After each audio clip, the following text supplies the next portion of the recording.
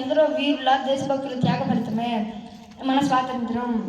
సుమారుగా 290 మంది మేధావుల విజ్ఞాన మేధస్సును రంగరించి రాసినదే ఈ రాజ్యాంగం.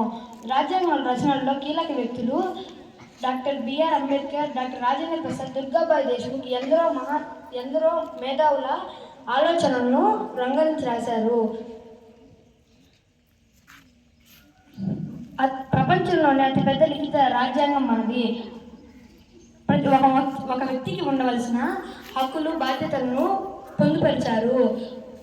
రాజ్యాంగం నిర్దేశించిన విధులను తప్పనిసరి అందరూ పాటించాలి. రాజ్యాంగం స్వేచ్ఛ, సమానత్వం, న్యాయం, సమానత్వ సూత్రాలు, సోదరభావ సూత్రాలకు సజీవ నిదర్శనం. ఒకసారి ఏపీజే అబ్దుల్ కలాం విద్యార్థులను నిర్దేశించి మాట్లాడుతూ విద్యార్థులంతా దేశభక్తి కలిగి ఉండాలని బోధించారు. విద్యార్థులంతా కలాం గారిని మేము ఇప్పుడు ఏం దేశ సేవ చేయగలమని ప్రశ్నించారు.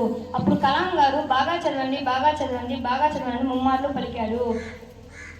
ఈ దశలో మీరు బాగా చదవడమే దేశ సేవతో సమానమని కలాం గారు చెప్పారు.